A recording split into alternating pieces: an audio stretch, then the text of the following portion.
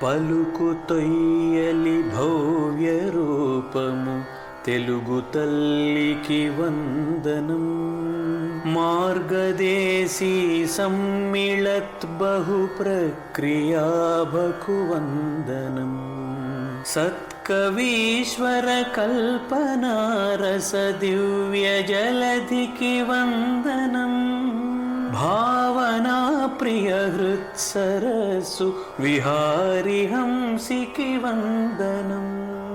భావనా ప్రియ హృత్సరస్సు విహారి హంసికి వందనం.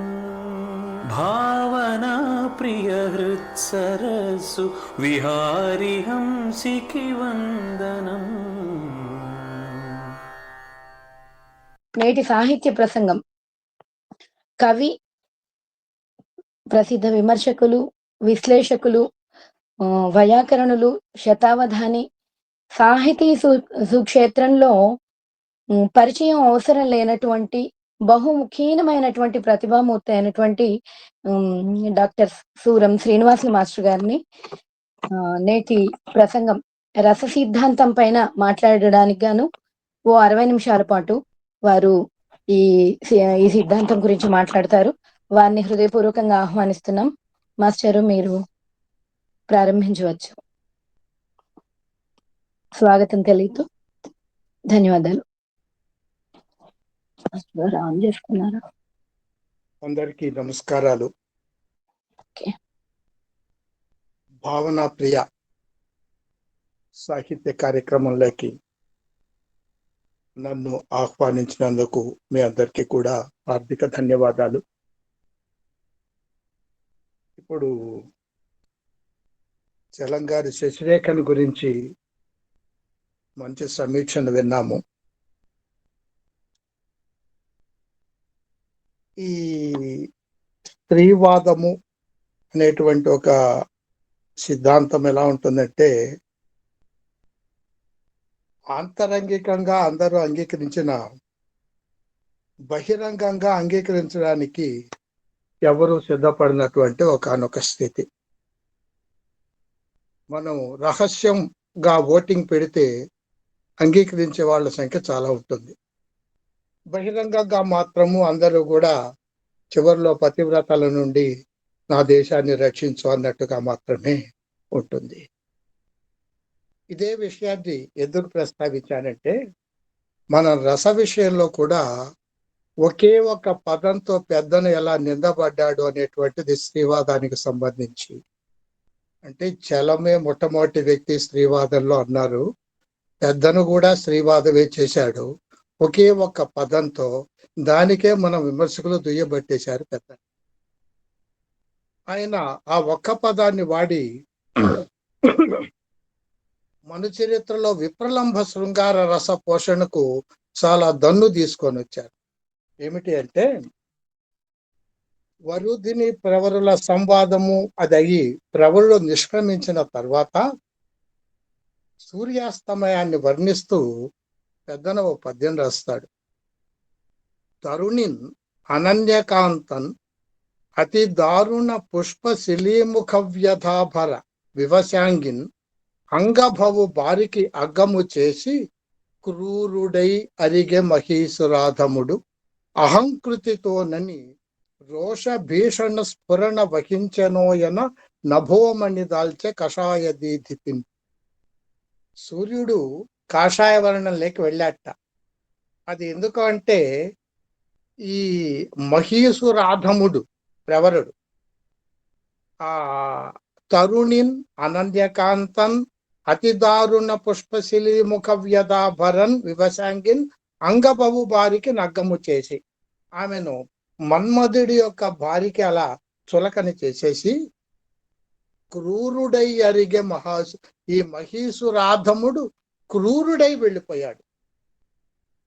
అక్కడ క్రూరుడై అని ప్రవరుడికి ఒక విశేషణాన్ని వేయడం, అలా వరుదిని యొక్క మానసిక స్థితిని, ఆమె యొక్క వలపును అంగీకరించకుండా ప్రవరుడు వెళ్ళిపోవడం అనేటువంటి దాన్ని క్రూరత్వంగా పెద్దనక్కడ క్రూరుడై అని ఒక విశేషణం వేసి, తర్వాత మహీసురాధముడు అని ఆ బ్రాహ్మణుల్లో అధముడు అనేటువంటి ఇంకో విశేషణము, ఈ రెండు వేసి పెద్దన్న బాగా విమర్శలకు గురి అయ్యాడు. అలా ఆ కోపంతో సూర్యుడు ఎర్రబడ్డాడేమో అని సూర్యాస్తమయంలోని కావ్య రంగును వర్ణించాడు పెద్దన్న. కాబట్టి అప్పటికి ఇప్పటికీ కూడా బహిరంగంగా కొంచెం ఒక పదము ఒక రెండు పదబంధాలను వాడినా కూడా స్త్రీవాదానికి అనుకూలంగా దాన్ని చాలా తీవ్రంగా వ్యతిరేకిస్తాం మనం అందరము, బహిరంగంగా మాత్రమే. అంతరంగంగా అయితే ఆ స్థితిని అలా ఉంచే పరిస్థితి లేదు. అక్కడ పెద్దలు ఏం చేశాడంటే విప్రలంభ శృంగార రసాన్ని పోషించడానికి అనుగుణంగా ఆ సూర్యోదయాన్ని వర్ణించుకున్నాడు. ఇప్పుడు ప్రత్యక్షంగా రసానికి సంబంధించి సైద్ధాంతికమైన విషయాలు మనం మాట్లాడుకుందాం. మనకు కావ్యము చదువుతూ ఉన్నాము, నాటకాలు చూస్తూనే ఉన్నాము. వాస్తవానికి మనకు తెలుగులో శ్రవ్య కావ్యాల సంఖ్య ఎక్కువ. అవి కూడా చెంపువులు, పద్య గద్యాలతో కూడినవి. ఆధునికంగా మాత్రమే కొన్ని వచన రహితమైనటువంటి పద్య కావ్యాలు కనిపిస్తాయి. ఒకరిద్దరు పెద్దం లాంటి వాళ్ళు నిర్వచనంగా రాసినప్పుడు దాని నిర్వచనోత్తర రామాయణం అని ప్రత్యేకంగా పేరు పెట్టే దాన్ని రచించారు. కానీ ఈ రసము, రసానికి సంబంధించిన ఈ చర్చలు అనేటువంటివి ఎక్కువగా నాటకాలకు సంబంధించినవి. ఈ చర్చ అంతా సంస్కృతంలో తీవ్రంగా భారీగా జరిగింది. మన తెలుగులోకి వస్తే అలంకార శాస్త్ర గ్రంథాలు చెప్పుకోదగ్గ వాటి సంఖ్య చాలా తక్కువ. మనకు ఆంధ్ర సాహిత్యంలో మనకు జరిగినటువంటి పెద్ద నష్టం ఏంటంటే ప్రాచీన కవులు ఎవ్వరూ కూడా నాటకాల మీద దృష్టి పెట్టలేదు. నాటకాలను కూడా ప్రబంధాలుగా రాసేశారు. ప్రబోధ చంద్రోదయం ఉంటే నాటకం ఉంటే దాన్ని కావ్యం చేసేసారు. ఈ రీతిగా నాటకాలకు కూడా కావ్యీకరణంలో వీళ్ళకి ఆసక్తే తప్ప నాటకాల మీద దృష్టి అసలు పెట్టలేదు. దక్షిణాంధ్ర యుగంలో తంజావూరులో యక్షగానాల యొక్క ప్రారంభం దాకా. అవి కూడా యక్షగానాలు ఒక ప్రత్యేకమైనటువంటి భాష, ప్రత్యేకమైన మర్యాదలతో ఉంటాయి. పూర్తి నాటకాలు కాదు, బట్ నాటకాల వంటివి. రెండవది, అలంకార శాస్త్ర గ్రంథాలు తెలుగులో ఒక పటిష్టమైంది ఈ రోజు వరకు కూడా లేదు. చాలా నిక్కచ్చిగా చెప్పొచ్చు, ఈ రోజు కూడా లేదు. మనకు ఉన్నటువంటి వాటిల్లో ఈ పఠన పాఠనాల్లో కావ్యాలంకార సంగ్రహం అని ఒకటి ఉంటుంది. కావ్యాలంకార చూడమణి వెన్నకోట పెద్దనది ఉంటాయి. ఈ రెండు పఠన పాఠనాల్లో ఉంటాయి తప్ప మిగతా కొన్ని ఉన్నప్పటికీ వాటికి ప్రచారం కానీ ప్రసారంలో కానీ అవకాశం లేదు, అందుబాటులో కూడా ఉండవు. ఆ కావ్యాలంకార సంగ్రహం నిజానికి ఉన్న వాటిల్లో దాన్ని తప్పదు కాబట్టి దాన్ని చదువుకోవడమే కానీ అంత ప్రామాణికంగా నిర్దిష్టంగా లక్షణాలను నిరూపించేటువంటి గ్రంథం కూడా కాదది. అక్కడ చెప్పినటువంటి రసలక్షణం ఏంటంటే పులకండంబులు కలిగిన నలుబగు రసాయనము రసంబగు పగి అనుబగు సలిలము రసాయనంబగు పగితిన్ లలిత విభావాదుల చేన్ అలఘుతర స్థాయి భావం అమరున్ రసమై. పులకండంబులను కలిపితే నీళ్లు రసాయనమైనట్టుగా విభావాదులను కలిపితే స్థాయి భావం రసమవుతుంది. అది అక్కడ కావ్యాలంకార సంగ్రహంలో చెప్పినటువంటి నిర్వచనం. అయితే ఈ రసము అనేటువంటి దాన్ని ప్రత్యేకంగా ఎందుకు మనం ఆలోచిస్తున్నామంటే ఒక కావ్యాన్ని చదివినా నాటకాన్ని చూసినా మనకు ఏదో ఒక ఆనందం కలుగుతోంది, ఒక అనుభూతి కలుగుతోంది. ఈ అనుభూతి ఏమిటి, ఎలాంటిది, ఎందుకు కలుగుతుంది అనేటువంటి దాని మీద చాలా తీవ్రంగా సంస్కృత అలంకార శాస్త్రంలో జరిగినటువంటి చర్చయే ఈ రస సిద్ధాంతంలో ఆ చర్చలో ఒక భాగం రస సిద్ధాంతం. మొట్టమొదటి రసము అనేటువంటి పదబంధాన్ని వాడినటువంటి వాడు పదాన్ని భరతుడు అలంకార శాస్త్ర విషయకంగా. నహి రసాదృతే కశ్చిదర్థ ప్రవర్తతే. రసము కంటే మరో ప్రయోజనం ఏమీ లేదు. దేనికంటే ఆయన ప్రత్యేకించి నాట్యశాస్త్రం రాశాడు, నాటక విషయ ప్రస్తావన, రూపక ప్రస్తావన చేస్తున్నాడు. తర్వాత దాన్నే మనము శ్రవ్య కావ్యాలకు కూడా అన్వయించుకున్నాం. అక్కడ చెప్పింది ఏమిటంటే రసాదృతే కశ్చిదర్థ న ప్రవర్తతే. రసము తప్ప మరే అర్థము మరే ప్రయోజనము రూపక దర్శనం వలన లేదు. రసానుభవమే అక్కడ లాభము, అక్కడ ప్రయోజనము అన్నాడు. దానికి ఆయన ఇచ్చినటువంటి నిర్వచనం ఏమిటంటే విభావానుభావ వ్యభిచారి సంయోగాత్ రస నిష్పత్తికి. విభావ అనుభావ వ్యభిచారి సంయోగాత్ రస నిష్పత్తి అని భరతుడు నిర్వచించాడు. విభావ అనుభావ వ్యభిచారి భావముల సంయోగం వలన రస నిష్పత్తి జరుగుతుంది. ఇప్పుడు విభావం అంటే ఏమిటి, అనుభవం అంటే ఏమిటి, వ్యభిచారి భావం అంటే ఏమిటి అని ముందు తెలుసుకుంటే అప్పుడు రసోత్పత్తి వీటి సంయోగం ఏమిటి అనేటువంటి విషయము చర్చించుకోవచ్చు. దీన్నే తర్వాత వాళ్ళు నిర్వచించేటప్పుడు ఏం చేశారంటే విభావ అనుభావ వ్యభిచారి భావాలతో పాటుగా సాత్విక భావ అనే దాన్ని కూడా కలిపారు. విభావైర్ అనుభావై సాత్వికైర్ వ్యభిచారిభి ఆనీయమాన స్వాదుత్వం స్థాయి భావో రసస్మృత అని వాళ్ళు ఇచ్చింది. విభావముల చేత అనుభావముల చేత సాత్విక భావముల చేత వ్యభిచారి భావములు లేదా సంచారి భావముల చేత ఆస్వాదనీయతకు తీసుకొనబడినటువంటి స్థాయి భావము రసము. ఇక్కడ వీళ్ళు పాపం రాసిన దాంట్లో స్థాయి భావ రసహాని విడివిడిగా స్థాయి భావహాన్ని రాసేస్తే అక్కడి నుంచి మన వాళ్ళు అది ఏకపదం అనుకొని స్థాయి భావము రాసేయడం అలవాటు చేసుకున్నాం. వ్యాకరణ రీత్యా తప్పు. స్థాయి భావమే గాని స్థాయి భావం కాదు. ఆ పొరపాటు ఎందుకు జరిగింది అంటే అక్కడ శ్లోకంలో స్థాయి భావ స్థాయి అయిన భావము రెండు విడివిడి పదాలను పక్క పక్కన పెట్టేటికి దాన్ని ఒకటి చేసుకొని స్థాయి భావమును దీర్ఘం తీసి పెద్ద పెద్ద పండితులు కూడా రాయడం అలవాటైపోయింది.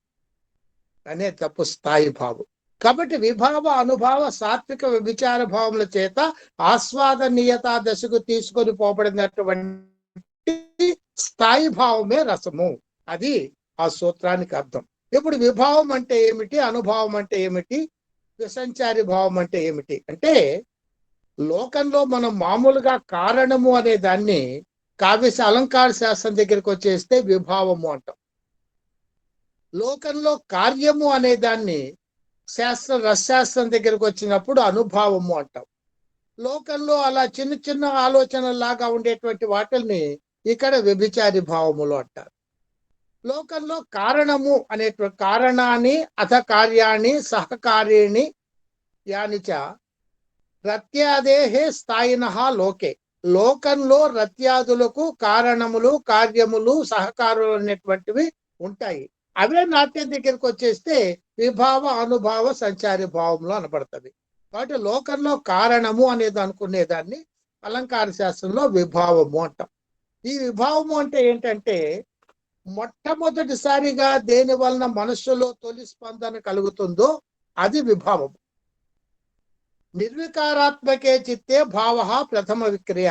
ఏ విధమైనటువంటి వికారము లేనటువంటి మనస్సులో మొట్టమొదటిగా కలిగేటువంటి వికారము అంటే చెరువులో నిశ్చలంగా ఉండేటువంటి చెరువులో చిన్న రాయి ముక్కను వేస్తే అక్కడి నుంచి తరంగాలు వృత్తాల్లాగా తరంగాలు వ్యాపించడం ప్రారంభిస్తాయి.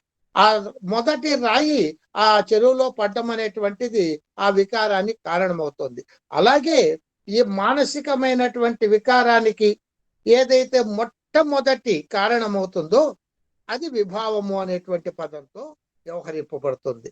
అదే లోకంలో కారణం అంటాము, శాస్త్రంలో విభావం అంటాం. ఇప్పుడు చూడండి, ఇందా చెప్పుకున్న మను చరిత్రలోనే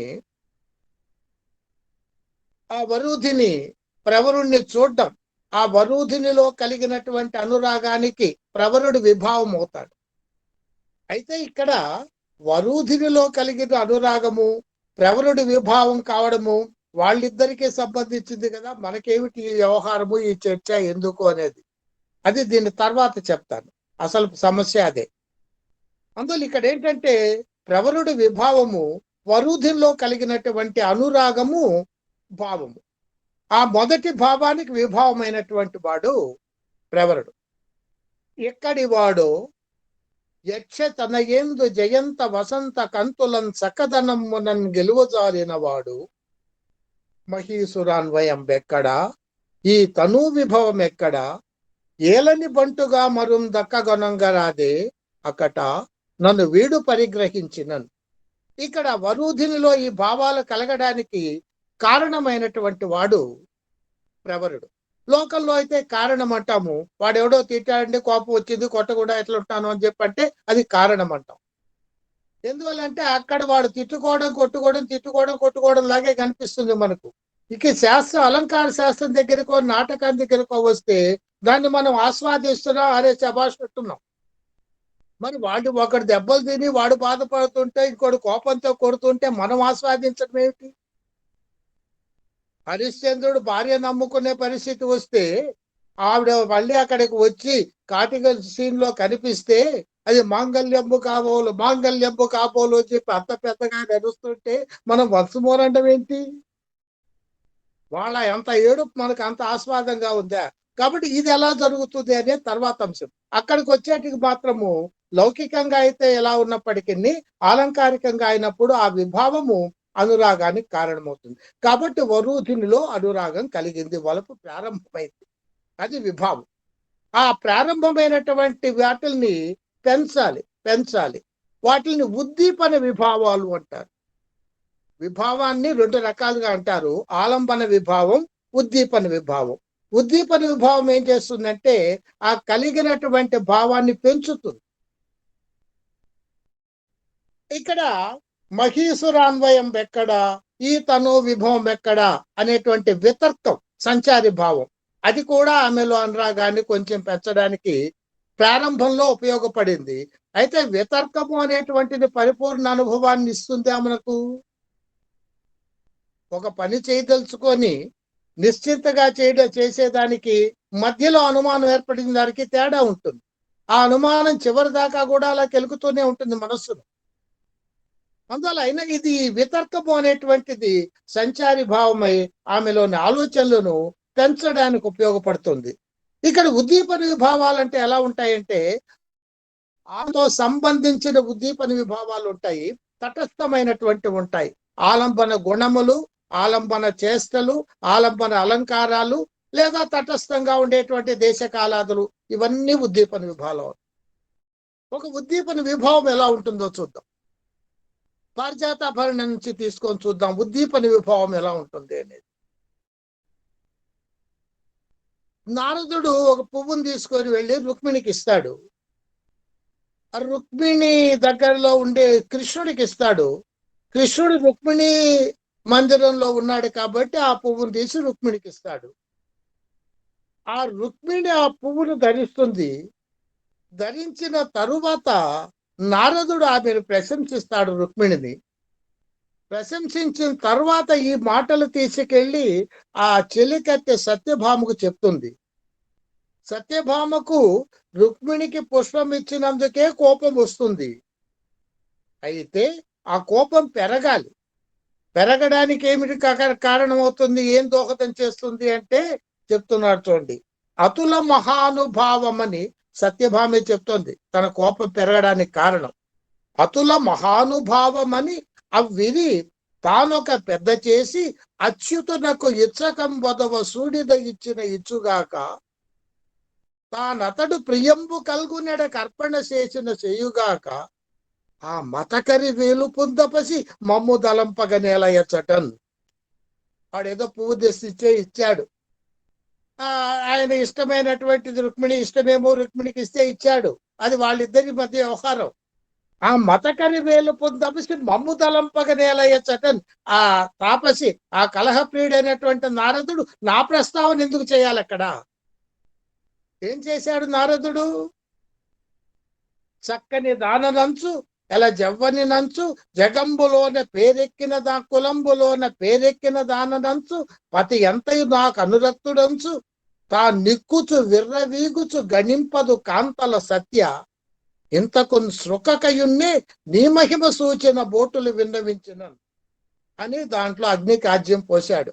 నేను చక్కని దాన్ని జవరాలిని భర్త నా మీదే భర్తకి ఇష్టము, ఇలాంటి మాటలతో నిక్కుచు విర్రవీగుచు గణింపదు కాంతల సత్య, ఎవరిని పట్టించుకోదు. నీ మహిమ చూస్తే చుక్కకయున్నే బాధపడకపోతుందా? అక్కడ చూడకపోయే చూసే అవకాశం లేదు కాబట్టి అక్కడనే ఇంకొక మాట వేశాడు, బోటులు విన్నవించినన్నని. చెలికెత్తలు ఎటు అటు ఇటు తిరుగుతుంటారు. ఈవిడ చెలికెత్తె ద్వారా ఆవిడ చెలికెత్తెలకు తెలిసే అవకాశం ఉంది, వీళ్ళు వెళ్ళి చెప్పాలి అని ఆయన సూచన. నీ మహిమ సూచనను బోటులు విన్నవించినను. ఇది వచ్చి యథాతథంగా ఆ చెలికత్తె చెప్పింది సత్యభామకు. అది కోపం. ఆ మతకరి వేలుపును తపసి మమ్ము దలంపగా నేలయచ్చటం, వాడెందుకు నన్ను తలుచుకోవాలి, నా మాట ఎందుకు ప్రస్తావన చేయాలి అక్కడ? అది ఉద్దీపన విభావం అంటారు దాన్ని. ఆ నారదుడు పలికినటువంటి ఆ మాట, ఆ ఒక్క పద్యం, నిక్కుచు విర్రవీగుచు గణింపదు కాంతల సత్య అన్న పద్యము సత్యభామలో ఉండేటువంటి కోపానికి ఉద్దీపన విభావం అయిపోయింది అన్నమాట. కాబట్టి విభావము, ఆలంబనము, ఉద్దీపనము అది మనసులో ఒక భావాన్ని కలిగిస్తుంది. కలిగిన భావాన్ని వృద్ధి చేస్తుంది, పెంపొందిస్తుంది, పెంపొందేందుకు దోహదం చేస్తుంది. ఆ తర్వాత రెండవది విభావము, అనుభావము అన్నాడు. అనుభావం అంటే చేష్ట. అసలు రసాస్వాదనంతా దీని మీద ఆధారపడుతుంది. కావ్యంలో, నాటకంలో అయితే ఆంగికాభినయము, తాత్వికాభినయము రెండు ప్రధానంగా ఉంటాయి, మనం చూస్తూ ఉంటాం కాబట్టి. సత్వే నాట్యం ప్రతిష్ఠితం అంటాడు భరతుడు. అసలు నటన అనేటువంటిది సత్వం మీద ఆధారపడుతుంది. సత్వం అంటే సాత్వికాభినయం. ఆ ముఖంలో ఆ భావన కలిగింప చేయగలగాలి నటుడు. ఉత్తమ నటుడు అంటే అలాంటి వాళ్ళే. మాటలలో వాచికాభినయంతో దాన్ని వ్యక్తం చేయగలగాలి, ఆంగికాభినయంతో ప్రదర్శించగలగాలి. మనకు మాటలు కూడా లేకుండా ఒక చలనచిత్రాన్ని తీసి చూపించాడు పుష్పక విమానం అనే పేరుతో. ఆంగిక సాత్విక అభినయాల రెండుకే ప్రాధాన్యం ఇచ్చి. కాబట్టి సత్వము, చేష్టారూపమైనటువంటి ఆంగికాభినయము రెండు ఉంటాయి. కాబట్టి నాటకాన్ని చూసేటప్పుడు మాటలు అర్థం కాకపోయినా, భాష రాకపోయినా చూసే అవకాశం ఉంటుంది, రసానుభూతి కలుగుతూ ఉంటుంది. కాబట్టి ఆ చేష్టా బాహుళ్య వర్ణన అనేటువంటిది చాలా ప్రధానమైంది. కావ్యం దగ్గరకు వచ్చేటికి కావ్యాన్ని నాటకీకరించాలి అంటే ఆ చేష్టా బాహుళ్య వర్ణన అనేటువంటిది చాలా ప్రధానమైనటువంటి అంశం. దాన్నే మనం తెలుగులో విమర్శ వ్యాసాలు రాసేటప్పుడు నాటకీయత అని వ్యవహరించుకుంటూ ఉంటాం. ఈ నాటకీయతకు పెట్టింది పేరు తిక్కన. తిక్కన రచన తెలుగు పాఠకులకు అంతగా దగ్గర కావడానికి కారణం ఏమిటంటే తిక్కన రచనలోని నాటకీయత. అనుభావ వర్ణన చాలా విస్తృతంగా చేస్తాడు తిక్కన. ఒక అనుభావం వచ్చింది అంటే ఒక రూపం మన కంటి ముందు కనిపిస్తుంది, అప్పుడు ఆ రసానుభవం మనకు దగ్గర అవుతుంది. ఇక చూడండి, కీచకుడిని వర్ణిస్తూ అక్కడ ద్రౌపది మీద ఉండేటువంటి అనురాగంతో ఆ ద్రౌపది తనను గుర్తించాలి అని చేసే చేష్టలు. ఆవిడేమో తన ఫలితానికి చేసుకుపోతుంది, వీడు ఉనికిని గుర్తించట్లేదు, ఉనికిని గుర్తింప చేసుకోవాలి. నిజానికి కీచకుడి స్థాయి ఏమిటి విరాట నగరంలో? రాజు కూడా భయపడేటువంటి స్థాయి కీచకుడిది, విరాటుడు కూడా భయపడే స్థాయి. అటువంటి వాడు కూడా తన ఉనికిని గుర్తింపజేసుకొనడం కోసంగా చేసేటువంటి చేష్టలను తిక్కలు ఎలా వర్ణిస్తాడో చూడండి. ఎవ్వరితోనైనా ఎలుగెత్తి ఒక్కింత పని లేని వెంగలి పలుకు పలుకు, మట్టియలు ఒంటింటి బిట్లు దాకగన్ నేల నందంద మునిగాళ్ల నప్పళించు. అవసరం లేని మాటలు మాట్లాడుతుంటాడు, ఎవరో ఒకటి పిలుస్తుండో ఏదో ఒకటి మాట్లాడుతుంటాం, అది కూడా వెంగళి పలుకు పలుకు, తెలివి తక్కువ మాటలు మాట్లాడుతున్నాడు. కాలికి మట్టిగలు ఉన్నాయట, కాలికి మెట్టెలు పెట్టుకొని ఉన్నాడు. అప్పట్లో మగవాళ్ళు కూడా అలా మెట్టెలు పెట్టుకునే వాళ్ళేమో. ఇప్పుడు ఈ మెట్టెల్లాగా కాకుండా వేరే రూపంతో అలాంటి మనం కాళ్ళకు వేసుకునేటువంటి చిన్నపిల్లలకు వేస్తున్న కడియాలు అలాంటివి వేసుకునే వాళ్ళేమో పెద్దవాళ్ళు కూడా. మొత్తం మీద వేసుకొని ఉన్నాడు. నేల మట్టియలు ఒండొంటిని బిట్టు దాకక అవి ఒకదానితో ఒకటి తగులుకునేటట్టుగా గట్టిగా కాలుతో నేల మీద చరుస్తున్నట్ట. అప్పుడు ఆ మట్టిలు ఒకదానితో ఒకటి తగిలి చప్పుడు చేస్తాయి, చప్పుడు వస్తుంది. మన నాట్యంలో కాళ్ళకు గజ్జలు కట్టుకొని నాట్యం చేసేటప్పుడు కూడా వాళ్ళు గట్టిగా నేలకు తగిలించినప్పుడు చప్పుడు వస్తుంది, లేకపోతే చప్పుడు రాదు, గజ్జలు కాలికి ఉన్న. అలాంటి చేష్టలు చేస్తున్నాడు. కడు వికారంబుగా ఒడలెల్లా విరుచుచు, ఒళ్ళంతా విరుచుకుంటున్నట్ట. అది వికారంగా అంటే ఆ వినుపుని ఎదుటి వాళ్ళు గమనించాలి. భౌతికంగా ఏర్పడేటువంటి అవసరం దృష్ట్యా విరుచుకోవడం కాదు, ఎదుటి వాళ్ళు గమనించడం కోసంగా కాల్పనికంగా విరుచుకోవడం. అలా ఒళ్ళు విరుచుకుంటాట. మలగి రెట్టకు రెట్ట సెలగి నవ్వు, తనలో తాను పిచ్చి నవ్వులు నవ్వుకుంటున్నట్ట. ఇదంతా పాపం కీచకుడు, ఆ రాజ్యాన్ని శాసించేటువంటి కీచకుడు. తాళంబుగా కరతలపున పెలుచ కంబంబు వేయించు వెడపాట పాడు. అక్కడ ఏదో స్తంభం దగ్గరికి వెళ్ళి ఇలా చేత్తో తాళం వేసుకుంటూ పాటలు పాడుకుంటారు. ఇది మనకు పాత రోజుల్లో చాలా మంది కుర్రాళ్ళగా సరదాగా ఉండేది. ఆ చెంబుల మీద, గిన్నెల మీద, కంచాల మీద తాళం వేసుకుంటూ పాటలు పాడుకుంటూ ఉంటారు. కుదిరినా కుదరకపోయినా ఆ ముచ్చట అలా తెచ్చుకునేవాళ్ళు, తాళం కుదిరినా కుదరకపోయినా.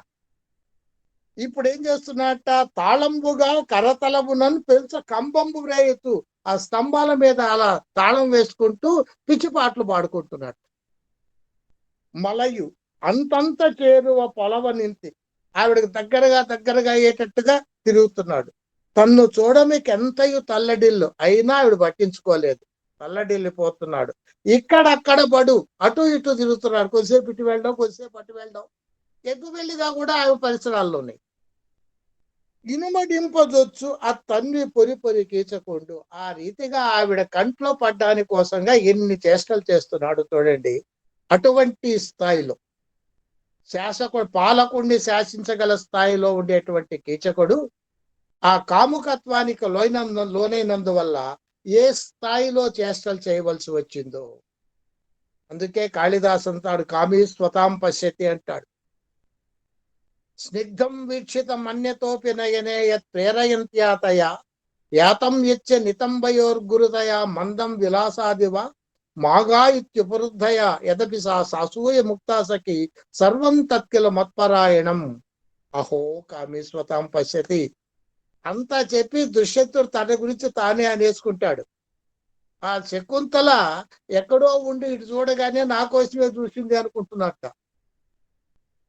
ఆవిడ మెల్లగా నడుస్తుంటే నన్ను విడిచిపోలేక మెల్లగా నడుస్తుంది అనుకుంటున్నట్ట. మాగాయిత్యుపరుద్ధయ, వెళ్ళొద్దు అని చెప్పి ఆ చెలి అనగానే కోపంగా చూచిందట చెలివైపు. ఇదంతా నా కోసమే అని, అంతేలే కాముకుడు ఎప్పుడు అంతా తనకే అనుకుంటాడు అని తన గురించి తానే ఒక అర్ధాంతర న్యాసం కూడా వేసేసుకున్నాడు దుష్యంతుడు. అట్లా ఆ కాముకత్వంలో ఏమవుతుందంటే ఏం చేసినా సరే మన కోసమే అన్నట్టుగా ఉంటుంది. ఇటువంటి అనుభవ వర్జన ద్వారా రసాన్ని చక్కగా శ్రోత లేదా పాఠకుడు దగ్గరికి తీసుకొని రాగలిగిన శక్తి ఆ తిక్కనలో ఉంది. అయితే ఈ అనుభవాలను వర్ణించడంలో ఒక చేష్టను కాకుండా ఒక ఉపమానాన్ని తీసుకొని వచ్చి ఇంకా అద్భుతంగా చెప్పేటువంటి ఒక బొమ్మ గీచేటువంటి అవకాశం కూడా ఉంది. పాశ్చాత్యభరణంలోకి వెళ్దాల్సిన సత్యభామ ఆ చెలికత్త వచ్చి ఆ మాటలు చెప్పగానే అన్న విన్నది. వ్రేటు వడ్డ ఉరగాంగనయున్బలే, దెబ్బతిన్నటువంటి ఆడపాములాగా లేచింది. ఇక్కడ మనకు దృశ్యం కనిపిస్తుంది. ఒక పాము పడగెత్తుంది, ఒక దెబ్బ దాని పడగ మీద పడింది, ఎలా బుస కొడుతుంది ఓ బొమ్మ, అలా లేచిందట సత్యభామ. నేయి ఓయ భగ్గున దరికొన్న భీషణ హుతాశన కీలయనంగా. ఆ హోమగుండంలో నెయ్యి పోసామనుకోండి స్వాహ అని, ఒక్కసారిగా మంట పైకి లేస్తుంది. అలా మంట పైకి లేచినట్టుగా ఆ సత్యభామ పైకి లేచిందట. చెక్కుల కుంకుమ పత్రభంగ సంజనిత నవీన కాంతి వెదజల్లగా హెచ్చిన కనుదోయి పెంపు. ఆ కోపంతో కళ్ళు ఎర్రబడిపోయాయి. ఆ హెచ్చినటువంటి కనుదోయిలో ఉండే ఎర్రదనం కుంకుమ పత్ర భంగాల మీద పడుతుందట, చెక్కెళ్ళ మీద. అలాంటి సత్యభామ గద్గద కిన్న కంటి అయి ఇట్లా మాట్లాడుతోంది అంటారు. ఇక్కడ రెండు అనుభవాలు. మూడవదేమో శరీరగతం, ఈ రెండేమో తటస్థంలో బయట నుంచి తీసుకొని వచ్చాడు పోలికల్లాగా. ఈ అనుభవాలతో అక్కడ ఆ రసాన్ని అద్భుతంగా పాఠకుల దగ్గరికి తీసుకొని రాగలుగుతున్నాడు. ఇవి విభావ అనుభావములు. అంటే భావం కలగడానికి మొట్టమొదటి కారణమైనది విభావము. అది ఆలంబన ఉద్దీపన విభాగాల చేత రెండుగా ఉంటుంది. రెండోది వాటిని వ్యక్తం చేసేటువంటి చేష్టలు, వాచికాలైన శారీరకాలైన చేసే చేష్టలన్నీ కూడా అనుభవాలు. ఇక వీటిల్ని మధ్య మధ్యలో చిన్న చిన్న ఆలోచనలు వచ్చి ఒక్కోసారి వాటిల్ని ముందుకు వెనక్కు నడిపిస్తూ ఉంటాయన్నమాట. వాటిని సంచారి భావాలు లేదా వ్యభిచారి భావాలు అంటారు. వ్యభిచారిని ఎందుకంటారంటే వివిధం ఆభిముఖ్యేన చరంతి వ్యభిచారి భావా. అన్ని రసాల్లో కూడా ఇవి వర్తించే అవకాశం ఉంటుంది కాబట్టి ఈ రసానికి ఇది నీతం లేదు. అనుభవాలకైనా కొన్ని నియతాలు ఉంటాయి. ఇప్పుడు మన కొన్ని రకాల అనుభవాలు మనం కొన్ని భావాలకు నియతంగా తీసుకుంటాం. ఆ అనుభవం కనిపిస్తే ఆ చేస్తే ఆ భావమే అనేటువంటి నియతి ఉంటుంది మనకు లోకంలో. భావాలకు వస్తే ఏమైందంటే అవి సంచారి భావాలు. ఇప్పుడు నిర్వేదం ఉంది. నిర్వేదం ఎక్కడ శృంగారంలో ఉండొచ్చు, శాంతంలో ఉండొచ్చు, రౌద్రంలో ఉండొచ్చు. ఆ దుర్యోధనుడు మహిసభ నుంచి వచ్చిన తర్వాత పడేటువంటి బాధ అంతా నిర్వేదమే కదా. కంటకుడైన శాస్త్రుడు ఎవడైనా ఉన్నప్పుడు ఇట్లా ఏం చేయాలి, బాధపడకుండా ఏం చేస్తాము అని అక్కడ సంచలించిపోయేటువంటిదంతా నిర్వేదమే. రౌద్రంలో ఉండొచ్చు, కోపంలో ఉండొచ్చు, శాంతంలో ఉండొచ్చు, శృంగారంలో ఉండొచ్చు, ఎక్కడైనా నిర్వేదం. అలాగే శంక, అనుమానం ఎక్కడైనా ఉండొచ్చు. అంటే సంచారి భావంలో అనేటువంటి 33 ఉంటాయి. నిర్వేదము, గ్లాని, శంక, అసూయ, మదము, శ్రమము, ఇలా ఇవి అన్ని రసాల్లోనూ వర్తించేవి కాబట్టి వాటిల్ని సంచారి భావాలు లేదా వ్యభిచారి భావాలు అంటారు. అది ఒకటి చూద్దాం మనం ఎట్లా ఉంటుందో. ఆ సంచారి భావం అసలు భావాన్ని ఎలా వృద్ధి పొందింపజేస్తుందో. మనం పోతన దగ్గరికి వెళ్ళాం అనుకోండి, భాగవతంలో రుక్మిణి ఆ అగ్నిజ్యోతండి అనే బ్రాహ్మణుడు పంపించి అతని రాక కోసం ఎదురు చూస్తూ అనుకుంటోంది. ఘనుడా భూసురుడేగెను, నడుము మార్గశ్రాంతుడై చిక్కెను, విని కృష్ణుండది తప్పుగా దలుచును, విచ్చేయును ఈశ్వరుండి అనుకూలింపదలంచును తలపడో, ఆర్యా మహాదేవియున్ నన్ను రక్షింప నెరుంగనో ఎరుగదో, నా భాగ్యం ఎట్లున్నదో. ఇక్కడ శంక. ఈ భూసురుడు ఏగెనో, నడుగ మార్గశ్రాంతుడై చిక్కెను, కృష్ణుండది తప్పుగా తలచును, విచ్చేయును. ఇదంతా శంక. చివరికి వచ్చేటికి మళ్ళీ మోహం, నా భాగ్యం ఎట్లున్నదో అని ఒక చింత. ఈ చింత అనేటువంటి సంచారి భావము, ఈ శంక అనేటువంటి సంచారి భావము ఆ రుక్మిణిలో ఉండేటువంటి చింత అనే సంచారి భావానికి పోషకాలై ఇవన్నీ కలిసి ఆమెలో ఉండేటువంటి పూర్వరాగ విప్రలంభ శృంగారానికి ఉద్దీపకాలు అవుతాయి. ఇలా సంచారి భావాలు రసాభిముఖంగా వెళ్తూ వాటిని దృఢపరుస్తాయి. ఇంకోటి చూద్దాము. భారతంలో శకుంతల దుష్యంతుడి చేత తిరస్కరింపబడేటువంటి సమయంలో చివరగా ఒక మాట అంటుంది. విపరీత ప్రతిభాషలేమిటికి ఉర్వీనాథ, ఈ పుత్రగాత్ర పరిష్వంగ సుఖంబు చేకొనుము, ముక్తాహార కర్పూర సాంద్ర పరాగ ప్రసరంబు చందనము చంద్రజ్యోత్స్రయున్ పుత్రగాత్ర పరిష్వంగమునట్లు జీవులకు హృదయంబే కడున్సేతమే అని చివరిసారిగా విపరీత ప్రతిభాషలేమిటికి మనిద్దరము వాదించడం ఎందుకు, ఈ పుత్రగాత్ర పరిష్వంగ సుఖంబు చేకొనుము, ఈ కుమారుని ఒకసారి కౌగలించుకో, నీ కొడుకో కాదో నీకే తెలిసిపోతుంది. ఇక్కడ శకుంతలలోని ధృతి అనేటువంటి సంచారి భావం. ధృతి అంటే ధైర్యం. ఇది తప్పేది కాదు, దీంతో ఆయన ఒప్పుకోక తీరదు అనేటువంటి ఆ సంచారి భావము శకుంతలలో ఉండేటువంటి ఆ పట్టుదలకు పోషకమవుతోంది. దాన్ని మనకు దగ్గరగా అందించేస్తుంది. ఇలా విభావ, అనుభావ, సంచారి భావాలు ఇవి మూడు కలిసి రసానికి పోషకాలు అవుతాయి, దీపకాలు అవుతాయి. మధ్యలో సాత్విక భావాలు కలిపారన్నారు కదా ఒకసారి. తర్వాత వాళ్ళు రాసేటప్పుడు ఏం చేశారంటే విభావైర్ అనుభావైశ్చ సాత్వికైహి సాత్వికాలు కలిపారు. సాత్విక భావాలు 8 ఉంటాయి. స్తంభము, ప్రళయము, రోమాంచము, స్వేదము, వైవర్ణ్యము, వేపదువు, అశ్రువు, వైశ్వర్యము 8 ఉంటాయి. ఈ 8 సాత్విక భావాలను అనుభావాల్లో చేరుస్తారు. ఇవి సత్వంతో కూడా ఏర్పడినటువంటి అనుభవాలు. అందువల్ల వాటిని రససూత్రంలో భరతుడు చేర్చలేదు. తన యొక్క మొత్తం భావాల సంఖ్యలో 50 భావాలు అంటూ చెప్తాడు. 33 సంచారి భావాలు, 9 స్థాయి భావాలు, 8 సాత్విక భావాలు కలిపి 50 భావాలు అని మాత్రం అక్కడ చెప్తాడు. రససూత్రంలో మాత్రం సాత్విక భావాలను చేర్చలేదు. తర్వాత వాళ్ళు చేర్చారు. ఇవేమిటంటే స్తంభం, అలా నిలబడిపోవడం, లేదా వైశ్వర్యం, కంఠం గద్గదమైపోవడం, లేదా కన్నీళ్లు కార్చడం, ఇవన్నీ సాత్విక భావాలు. వీళ్ళు సాత్వికమని ఎందుకు అన్నారంటే ఇతరుల యొక్క సుఖ దుఃఖాలను మనవిగా భావించుకున్నప్పుడు అప్రయత్నంగా ఏర్పడేటువంటి స్థితులు ఇవి. ఈ సాత్విక భావానికి ఒక ఉదాహరణ చూద్దాం. ఆజానేయము నెక్కి కావ్యాలంకార సంగ్రహంలో ఉంటుంది.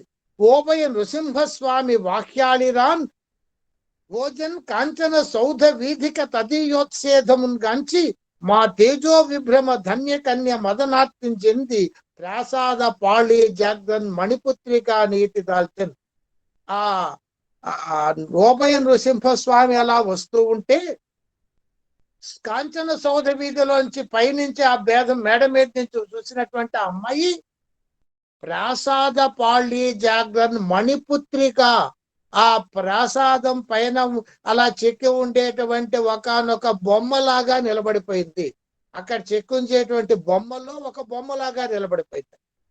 స్తంభము అంటారు దాన్ని. స్తంభస్యాం నిష్క్రియాంగత, అద్భుతమైనటువంటి ఆ మనకి ఇష్టమైన రూపాన్ని చూసినప్పుడు నిశ్చలంగా నిలిచిపోవడం.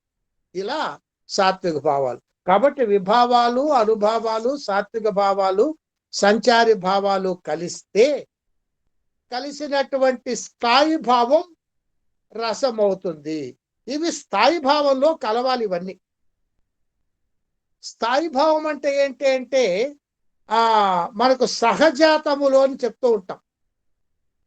ఈ స్థాయి భావాలు సహజాతాలు.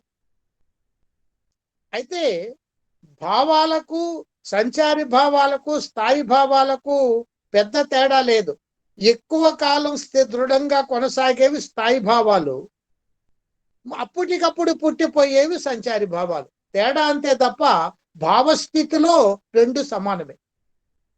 కాకపోతే సంచారి భావాల యొక్క పరిపోషణ ద్వారా స్థాయి భావాలు అలా నిలకడగా నిలుస్తూ ఉంటాయి. ఆరిపోయే దీపాన్ని మళ్ళీ ఒకసారి ఒత్తి పైకి ఎగదోసి మళ్ళీ ఇంకో స్పూన్ నూనె పోసినట్లుగా అన్నమాట. ఆ స్థాయి భావాలు అలా ఉంటాయి. అందుకే చిరం చిత్తేవ తిష్టంతే, అవి చిరము శాశ్వతంగా చిత్తంలో ఉంటాయి. అనుబంధముల చేత సంబంధాన్ని పొందుతూ ఉంటాయి, రసత్వాన్ని పొందుతాయి. అందువల్ల ఇవి స్థాయిలో అన్నాడు. అందుకే యథా నరాణాం నృపతి శిష్యాణాంచ యథా గురువు.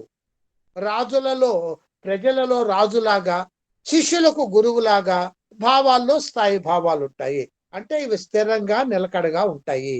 మిగతా భావాలన్నీ కూడా అప్పటికప్పుడు పుట్టిపోతూ ఉంటాయి. ఆ పుట్టిపోయే భావాలు దీన్ని నిలబెడుతూ ఉంటాయి. కాబట్టి వీటిని స్థాయి భావాలు అన్నారు. ఈ స్థాయి భావం రసరూపాన్ని పొందాలి. అదే అసలు రసానికి ప్రధానమైనటువంటి మూలం. స్థాయి భావం రసత్వం రసత్వాన్ని ఎలా పొందుతుంది? ఎందుకంటే స్థాయి భావాలు అనేటువంటివి లౌకికాలు. రతి, హాసము, శోకము, క్రోధము, ఉత్సాహము, ఇవన్నీ కూడా స్థాయి భావాలు. ఇవి లోకంలో లౌకికంగా వ్యవహరింపబడేటువంటివి అన్నమాట. మనకిప్పుడు ఏదైనా ఒక మీద ప్రేమ కలిగిద్ది అంటే దాన్ని రతి అంటాం, శృంగారం మనం. శృంగారం కావాలి అంటే అది కళాధర్మాన్ని పొందాలి, కళారూపాన్ని పొందాలి, అప్పుడు శృంగారం అవుతుంది. ఇప్పుడు మనకు కలిగేటువంటిదంతా కరుణ కాదు, శోకమే. జీవితాల్లో మనకు కలిగేటువంటిదంతా శోకం. మరి అది కరుణాన్ని ఎందుకు అనకూడదు అంటే కొంచెం ఇబ్బంది ఉంది. లోకంలో మనకు శోకాన్ని చూసామనుకో శోకమే కలుగుతుంది. ఎవరో ఏడుస్తున్నారు, లేదా ఎవరో సన్నిహిత బంధువులు చనిపోయారు, మనం అక్కడ వాళ్ళ శోకం ఉంది, వాళ్ళ శోకాన్ని చూస్తుంటే వాళ్ళు ఏదో బాధపడుతున్నారు, ఏడుస్తున్నారు. మనకు ఏ అనుభవం కలుగుతుంది అక్కడ? శోకమే కదా. వాళ్ళ శోకం మనకు కూడా శోకమే కావాలి. అది లౌకిక దశ. అదే కళా దశ అనుకోండి, ఒక తెర మీద వేడుస్తూ ఉంటే మనకేం భావం కలుగుతుంది? అసలు ఎంత బాగా ఏడ్చింది అంటాం. బాగా ఏడ్చింది కాబట్టి మనుషులు మారాల చిత్రంలో ఆ శారదను ఉత్తమ నటి జాతీయ స్థాయిలో బహుమతి ఇచ్చాం కదా. ఆవిడ బాధపడుతూ ఉంటే, ఏడుస్తూ ఉంటే అత్యుత్తమ నటి అని మన బహుమతులు ఇవ్వడం ఏంటి? హరిశ్చంద్రుడు బాధపడుతూ, మనకు సారంగధర నాటకం ఉందనుకోండి, సారంగధరుల్లో సారంగధరుడి సత్యపని చెప్పి అక్కడ తీసుకెళ్తే పానుగంటి లక్ష్మీనరసింహారావు గారు సాక్షిలో రాస్తారు. ఆ వర్ధ్యశిల మీద వాటిని పడుకోబెట్టి నరకపోతూ ఉంటే సారంగధరుడు పాట పాడుకుంటున్నట్ట, కాలితో తాళం వేస్తూ పాట పాడుతున్నట్ట. ప్రాణాలు పోతాయన్న బాధ కంటే తాళం తప్పుతుందే బాధ ఎక్కువగా ఉంది సారంగధరుడికి అంటాడు పానుగంటి లక్ష్మీనరసింహారావు గారు. మరి ఆ సన్నివేశం చూస్తే మనం ఏడవాలి కదా. ఏడవకుండా ఆనందించడం ఏమిటి? అందువల్ల లౌకికంగా శోకం శోకమే అవుతుంది. అది కళారూపాన్ని పొంది కరుణ రసమైనప్పుడు ఆనందానికి హేతు అవుతుంది. అన్ని రసాలు కూడా ఆనంద రూపంగానే పర్యవసానాన్ని పొందుతాయి. అది రౌద్రమైన శ్రోత ప్రేక్షకుడి యొక్క అనుభవంలో ఆనందమే, అది కరుణమైన మనలో అనుభవంలో ఆనందమే. అయితే ఇదేంటంటే అది కళ అనేటువంటి ఆ ఛానల్లో నుంచి రావాలి. అందులో స్థాయి భావాలు లౌకికాలు, వాటిల్లో మనకు ఆనందం లేదు. అది ఏ భావమో అదే అనుభవం ఉంటుంది. అది కళారూపంలో రసరూపంగా వచ్చినప్పుడు మాత్రం అది ఆనంద రూపంగా పర్యవసానం చెందుతుంది. అది స్థాయి భావాల యొక్క లౌకికత రసం యొక్క అలౌకికతలో ప్రధాన పాత్ర వహించేటువంటిది. ఇంత బాగుంది. ఇక్కడ ఈ విభావానుభావ వ్యభిచారి సంయోగాత్ రసనిష్పత్తి అనే రససూత్రంలో మనం విభావ, అనుభావ, వ్యభిచారి భావ మూడిటి యొక్క స్వరూపాన్ని తెలుసుకున్నాం. ఇక్కడ సంయోగాత్ రస నిష్పత్తి అని రెండు పదాలు, సంయోగము నిష్పత్తి అని. ఇక్కడ విమర్శకుల్లో అభిప్రాయ భేదాలు వచ్చేసాయి. సంయోగం అంటే ఏమిటి, నిష్పత్తి అంటే ఏమిటి, ఎటువంటి సంయోగం, ఎటువంటి కలయిక వీటికి, దాని యొక్క ఫలితం ఎటువంటి నిష్పత్తి అనేటువంటి చర్చ చాలా తీవ్రంగా జరిగింది. అదే రస సిద్ధాంతంలో రసానుభూతిలో ప్రధానమైన పాత్ర, విమర్శ పాత్రగా వహించింది. దీన్ని మొట్టమొదట అది సూత్రం రాసింది భరతుడు నాట్యశాస్త్రంలో 2000 సంవత్సరాలు దాదాపు ఇప్పటికి క్రితమైతే 9వ శతాబ్దంలో అభినవ గుప్తుడు ఆ నాట్యశాస్త్రానికి వ్యాఖ్య రాశాడు, అభినవ భారతి అని. మనకు అలంకార శాస్త్రంలో నాట్యశాస్త్రం ఒకటి మొదలైతే అభినవ గుప్తుడి ధ్వన్యాలోకం ఒక మలుపు, ధ్వన్యాలోకానికి అభినవ గుప్తుడి వ్యాఖ్య ఆ మలుపును సుసంపన్నం చేసింది. ఆ తర్వాత మళ్ళీ జగన్నాథుడు రసగంగాధరం వచ్చేదాకా మళ్ళీ ఇంకో మలుపు లేదు. కాబట్టి అసలు అలంకార శాస్త్రం యొక్క స్వరూపం అలా సుస్థాపితమైపోయినటువంటి దశ ఆనందవర్ధనుడు. ఆనందవర్ధనుడి ధ్వన్యాలోకానికి అభినవగుప్తుడు రాసినటువంటి వ్యాఖ్య, నాట్యశాస్త్రానికి అభినవగుప్తుడు రాసినటువంటి అభినవ భారతి. ఈ రెండు, నాట్యశాస్త్రానికి అభినవ భారతి, ధ్వన్యాలోకానికి లోచనం అని రెండు వ్యాఖ్యలు రాశాడు అభినవగుప్తుడు. అలంకార శాస్త్రంలో సుస్థిరమైనటువంటి స్థానం ఆ అభినవగుప్తుడి సిద్ధాంతాలు. అది ఎంత పటిష్టమైందంటే ఈ విభావానుభావ విచారి సంయోగాద్ రస నిష్పత్తి అన్న ఒక్క సూత్రానికి అభినవ భారతిలో ఉండేటువంటి వ్యాఖ్య చాలా విస్తృతంగా దాదాపు 20 పేజీల దాకా ఉంటుంది. ఆ ఒక్క సూత్రానికి వ్యాఖ్య పెద్ద పుటల్లో. ఆ ఒక్క వ్యాఖ్యను మూలంతో పాటుగా అనువాదం చేసుకొని వేరే ఒక పుస్తకంగా పబ్లిష్ చేసుకున్నారు జర్మనీ వాళ్ళు. Aesthetic experience according to Abhinav Gupta అనే పేరుతో ఈ రససూత్ర వ్యాఖ్యానం మాత్రమే, మూలము ఇంగ్లీష్ అనువాదం కలిపి పుస్తకంగా ప్రింట్ చేసుకున్నారు. అంత ప్రధానమైనటువంటిది ఆ వ్యాఖ్య, ఆ రససూత్ర వ్యాఖ్య. దాంట్లోనే మనకు ఈ చర్చలన్నీ అభినవుడు అక్కడ మనకు సూచిస్తాడు. ఈ చర్చల్లో ప్రధానంగా పాల్గొన్నటువంటి వాళ్ళు సంయోగం ఏమిటి, నిష్పత్తి ఏమిటి అనేది చెప్పిన వాళ్ళల్లో ఒకడు భట్టలోల్లట్టుడు, శ్రీశంకుడు, భట్టనాయకుడు, భట్టతోతుడు, అభినవ గుప్తుడు చివర వీళ్ళుంటారు. అభినవ గుప్తుడు తన అభిప్రాయాన్ని చెప్పడం. ఈ భట్టలోల్లట్టుడు అనేటువంటి వ్యక్తి ఏమంటాడంటే, మీకు రస విద్య అనే పుస్తకం ఎవరి దగ్గరైనా ఉంటే దాంట్లో మొట్టమొదటి ప్రకరణంలోనే రసము అనేటువంటి దాంట్లో 5వ పద్యం ఉంటుంది. 3వ పుట్లో 5వ పద్యం. రసము పాత్రల యందు రాణిల్లుననే నొక్కడు, అది కాదు నటుడి యందు అనియే ఒక్కడు. అక్కడెక్కడ ఉన్న అనుభూతి మనకేలా మనలోననే ఉండుననియనొకడు. మనకేమి కాని దానిని చూచి మనకేలా సంబడమని నొక్క సాధుజనుడు. పరుల వస్తువును చూచి పరవశించుటగాది అది అందరి వస్తువు అనియనొకడు. అయినా అది దోషమే కదా అని ఒకడు. ఇవన్నీ ఆ అందరి యొక్క అభిప్రాయాలను సిద్ధాంతాలను నేను ఒక శీర్ష పద్యంలో అక్కడ ఇచ్చాను అన్నమాట. ఏంటంటే రసము పాత్రల ఎందే రాణిల్లు నన్నొకడు. ఈ భట్టలోల్లట్టు ఏమన్నాడంటే, రసము ఏదైనా సరే పాత్రలో, పాత్ర అంటే ఎవరి పాత్రను నటుడు అనుకరిస్తున్నాడో ఆ పాత్రలో ఉంటుంది రసము అన్నాడు భట్టలోల్లట్టుడు. అక్కడ శ్రీరాముడి పాత్ర లేదా దుష్యంతుడి పాత్ర, సీతారాములు, శకుంతల, దుష్యంతులు ఉన్నారు. ఆ శకుంతలలో ఉండేటువంటి అనురాగానికి దుష్యంతుడి విభావం, దుష్యంతుల్లో ఉండే అనురాగానికి సీత విభావం, శకుంతల విభావం. అలాగే సీతారాములకు పరస్పరం విభావం. వాళ్ళ అందువల్ల ఏంటంటే ఒకరిలో ఒకరి మీద ఒకరికి అనురాగం ఉత్పన్నం అవుతుంది. అక్కడ ఇక అనుభావాలు, సంచారీ భావాలు అన్ని కలిసి ఉద్బుద్ధమై అక్కడ స్థాయి భావాన్ని రసరూపాన్ని తీసుకెళ్తాయి. భావం ప్రారంభంలో భావంగా ఉన్నటువంటిది ఉపచితమై అలా పెరిగి పెరిగి పెరిగి రసమవుతుంది. అది ఆ పాత్రలో రాముడి ఎందే ఉంటుంది. మనమేం చేస్తామంటే ఆ నటుడిలో దాన్ని నటుడిలో పాత్రను ఆరోపణ చేస్తాము. ఆ పాత్రలో లేనటువంటిది, నటుల్లో లేనటువంటి అన్నింటినీ కూడా నటుల్లో ఆరోపణ చేసుకుంటాము. అవి ఉన్నట్లుగా మనం భ్రాంతి పొందుతాము అంటాడు. అసలు రాముల్లోనే సీతారాములు, శకుంతల, దుష్యంతుల్లో రసం ఉంటుంది. దాన్ని నటుడు మనకు ప్రదర్శిస్తాడు. ఆ నటుడిని చూసి రాముడు అనుకుంటున్నాం, మనం దుష్యంతుడు అనుకుంటాం. నిజానికి అది భ్రాంతే కదా. వాడు మన ఇంట్లో మనతో పాటు రోజు పేకాట ఆడేవాడు ఇంటాడు. వాడు ఇక్కడ రాముడు వేషం వేసుకొచ్చేటికి అబ్బో రాముడు అని భ్రాంతి పడిపోతాం మనం.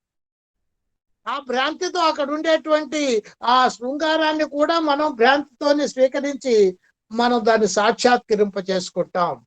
కాబట్టి ఉత్పత్తి సంయోగాత్ రస నిష్పత్తి అంటే రస ఉత్పత్తి అని అర్థము. నిష్పత్తికి ఉత్పత్తి అని అర్థం చెప్తాను నేను. కాబట్టి సంయోగం ఏమిటి అంటే ఉత్పాద్య ఉత్పాదక భావము. ఆ ఉత్పాద్యము రసము, ఉత్పాదకములు విభావ అనుభావ సంచారి భావములు. అది నా థియరీ అంటాడు భట్టలోల్లట్టుడు. ఇక్కడ ఏంటంటే ప్రధానంగా ఉండేది ఇబ్బంది, ఈ సిద్ధాంతంలో ఉండే ఇబ్బంది తర్వాత వాళ్ళు ఖండించేది. రసం పెరిగితే, ఈ భావం ఎలా అలా పెరిగితే రసం అవుతుంది అన్నాడు. కానీ అన్ని రసాల్లో కుదరదు. శృంగారం పెరిగే కొద్దీ రసం అవ్వచ్చు, కానీ కరుణ పెరిగే కొద్దీ పలుచబడిపోతుంది. ఈ రోజు ఉన్న కరుణ రేపటికి ఉండదు. ఈ రోజు ఉన్న శోకం రేపటికి తగ్గిపోతుంది, 10 రోజులు కనిపించకుండా పోతుంది. కాబట్టి పెరుగుతూనే రసము అనేటువంటి సిద్ధాంతం అక్కడ వర్తించదు. రెండవది అసలు ప్రధానమైనది ఏంటంటే, అక్కడెక్కడో ఉండేటువంటి దుష్యంతుల్లో శృంగారం ఉంటే మనం అనుభవించడం ఏమిటి అసలు? దాన్ని మనకేం సంబంధం అని? పక్కింటి వాళ్ళు పంచదార చిలుకలు చేస్తుంటే మనకు తీయదనం అనుభవం లేకొస్తుందా? రాదు కదా. కాబట్టి మనకు సంబంధం లేని వాళ్ళిద్దరి యొక్క యుగల గీతాలను మనవిగా మనం భావించడం ఏమిటి, మనం ఆనందించడం ఏమిటి? కాబట్టి ఇది ఒప్పుకోము అని చెప్పి దాన్ని తిరస్కరించారు.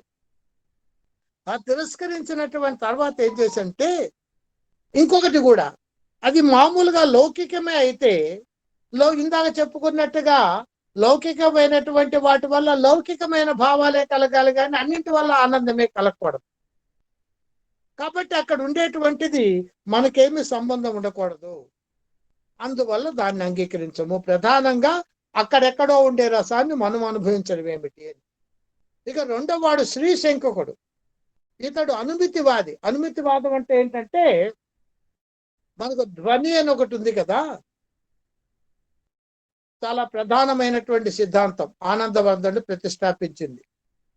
ఆ ధ్వని అనేది లేదు, అది అనుమితిలో చేరిపోతుంది అనేటువంటి ఒక వాదం ఉంది.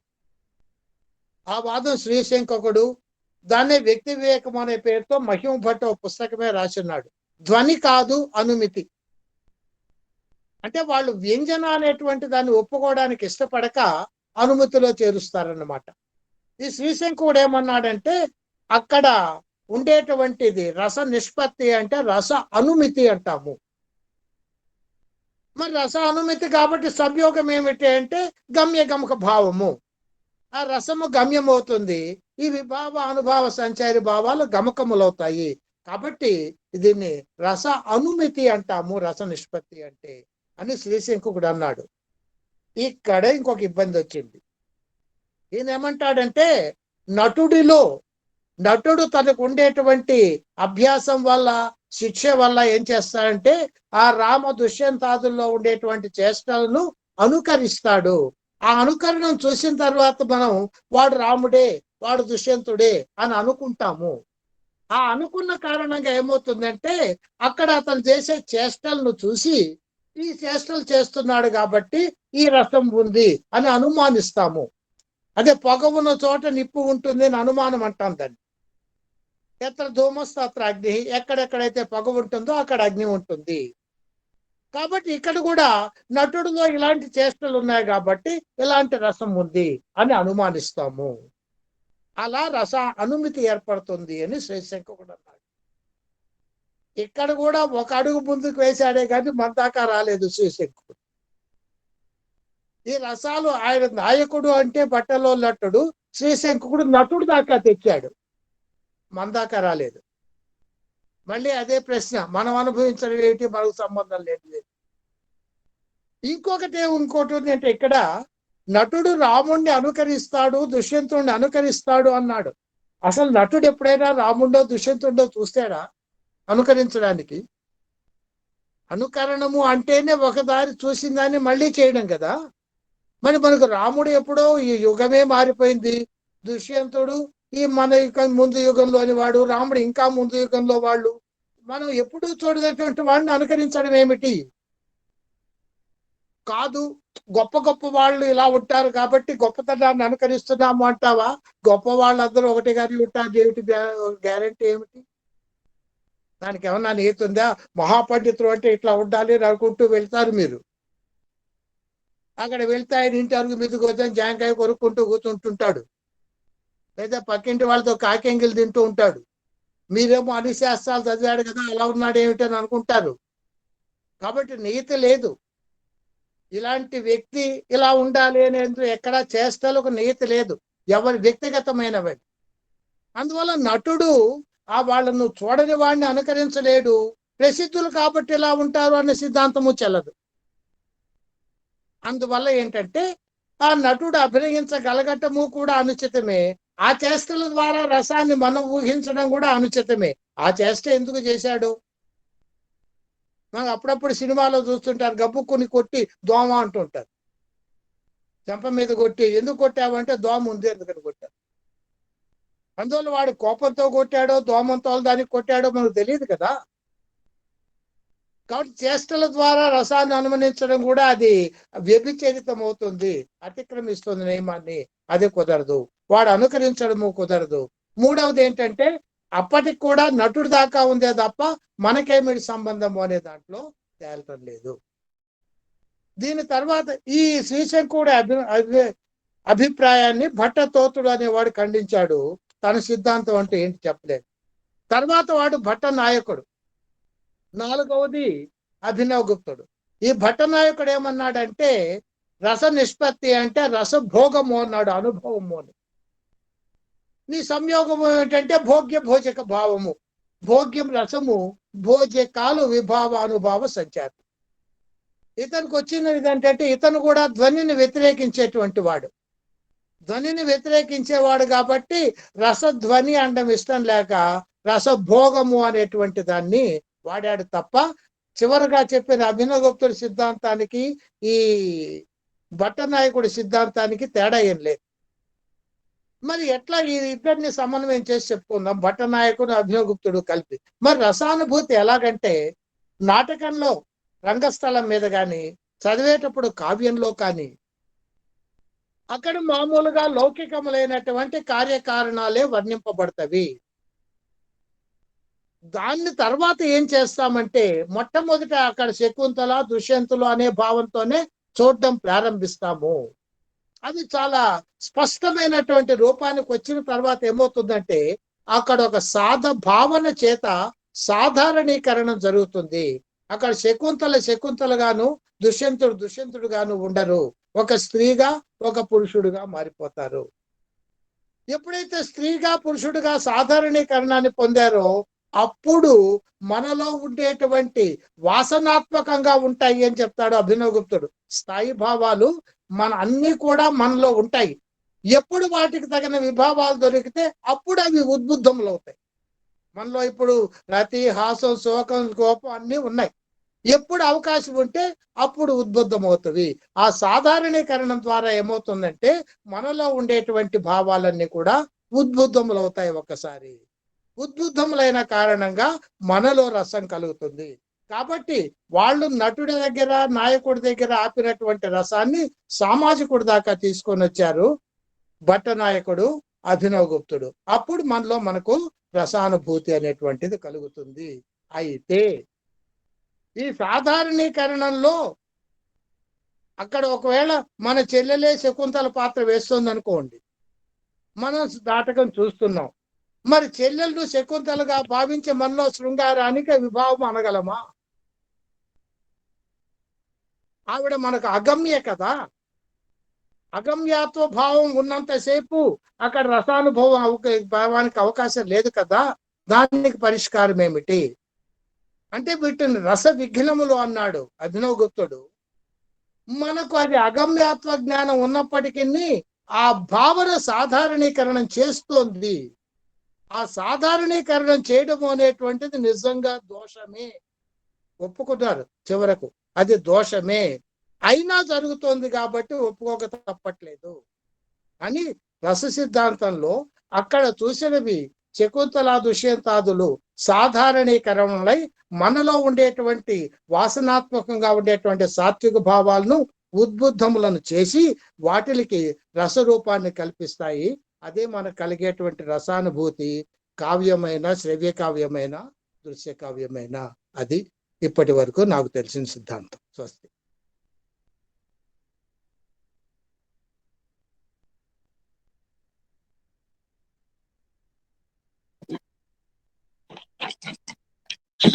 ధన్యవాదాలు మాస్టారు. రమారమి 54 నిమిషాల పాటు అనర్గళంగా రస సిద్ధాంతం గురించి విపులంగా చర్చించి దానిలోని విషయాన్ని కూలంకషంగా మాకు అందించి మాకు అర్థమయ్యే స్థాయికి దిగి చాలా సుస్పష్టంగా వివరించినందుకు మీకు సహస్రదా ధన్యవాదాలు. పలుకు తొయ్యలి భవ్య రూపము తెలుగు తల్లికి వందనం. మార్గదేశీ సమ్మిళత్ బహు ప్రక్రియా భకు వందనం. సత్కవీశ్వర కల్పనా రస దివ్య జలధికి వందనం.